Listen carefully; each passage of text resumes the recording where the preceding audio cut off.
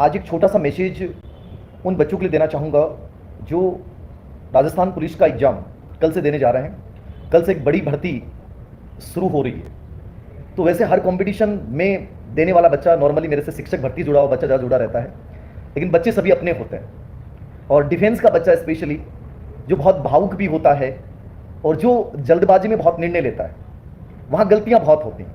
और मैं हमेशा एक बात बोलता हूँ आप लोगों को, कंपटीशन कभी बड़ा नहीं होता है।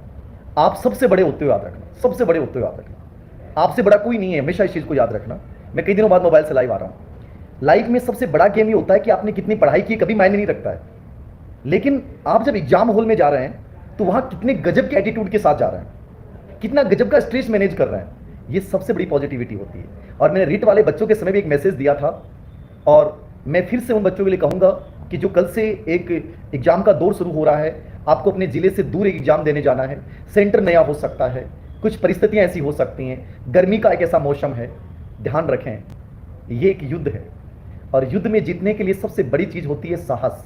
और आप जिस सेवा में सर्विस करने जा रहे हैं वहाँ इसका बहुत बड़ा रोल होता है। जब भी एग्जाम देने जाएं, मॉर्निंग में जब भी उठें, हमारी कुछ प्राचीन परंपराएं हैं, वो हमें बहुत सिखाती हैं। याद रखना, कई लोग मानते नहीं मानते, बट मुझे बहुत विश्वास है कि जब हम पुराने समय में जब घर से बाहर निकलते थे, हमारी माँ हमें दही खिलाती थी, कुछ मीठा देती थी, और एक संस्कार थे हमारे, चाहे वो हरी दूब हो, कुछ भी हो।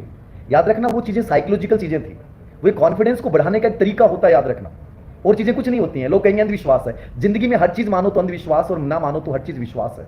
और साइकोलॉजी इस बात को मानता है कि विश्वास से बड़ी कोई ताकत नहीं होती है। तो सबसे बड़ी बात है खुद पे विश्वास रखना है।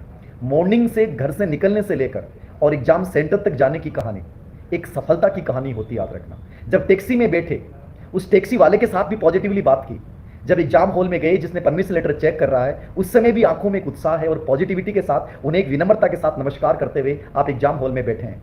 जिस एग्जाम परीक्षा कक्ष में 24 बच्चे बैठे हैं, उन 24 बच्चों की तरफ मुस्कुराते हुए और अपने इष्ट देव को याद करते हुए, और फिर आप पेपर देख के देखिएगा। याद रखना, आपने कितनी ज़्यादा पढ़ाई की है, मैं कहता हूँ ये कभी मायने नहीं रखता है। ये मायने रखता है कि जिस दिन एग्जाम देने जा रहे हो, उस दिन कितने सकारात्मक हैं, उस दिन कितने उत्साह से भरे पड़े हैं। वही आपका एग्जाम का परिणाम तय करेगा।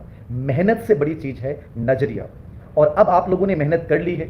कोई भी कंपटीशन से 5 दिन पहले, 10 दिन पहले तक आप लगभग सिलेबस कवर कर चुके होते हैं। अब केवल अफवाहें आनी है। याद रखना कि पेपर यहाँ आउट हो रहा है, ये हो जाएगा, वो हो जाएगा। इनसे दूर रहते हुए मैं हमेशा बोलता हूँ आस्तिक रहना चाहिए। इंसान को आस्तिक जरूर बनना चाहिए, क्योंकि आस्तिकता विश्वास को बढ़ाती है। याद रखना, ठीक है ना। आस्तिकता विश्वास को बढ़ाती है। याद रखना इस चीज़ को कि अपने ईश्वर को जरूर याद कीजिए। और मैं तो कहता हूँ कि आपसे जितनी स्वामियाँ बोली जाएं बोल दें। कभी मन में ये नहीं रखेंगे गुरुजी मैं उस देवता को भूल गया था। कीजिए ना, ये पॉजिटिविटी है।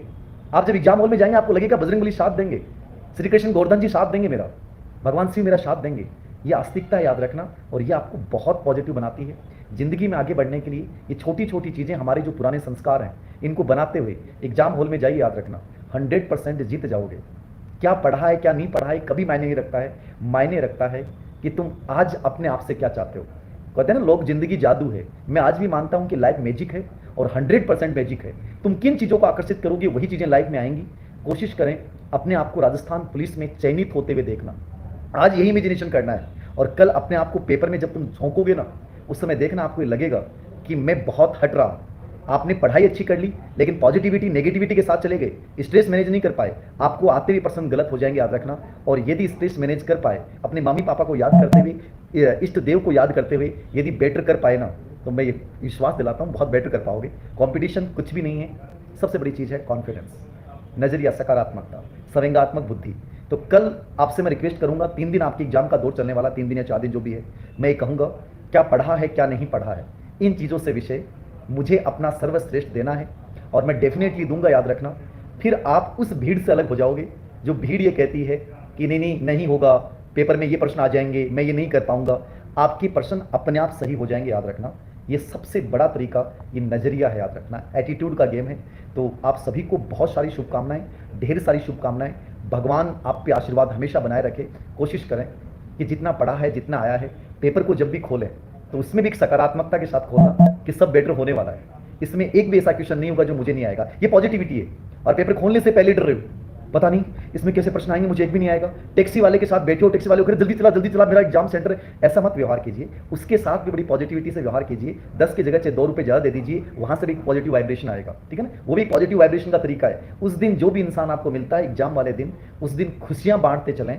आपके उस दिन में आपको इतनी सारी खुशियां मिल जाएंगी, आपका पेपर इतना बेटर हो जाएगा, तुम्हें खुद फील होगा हम जैसा देते हैं वापस हमारे पास लौट के आता है। तो आप सभी को राजस्थान पुलिस की जो भी एग्जाम दे रहे हैं बच्चे, चाहे वो रिट के बच्चे हैं, वो ग्रेड 2 दे रहे हैं, जो भी दे रहे हैं, क्योंकि बेरोजगारी का एक ऐसा आलम होता है कि हमारे लिए हर भर्ती परीक्षा इंपॉर्टेंट होती है।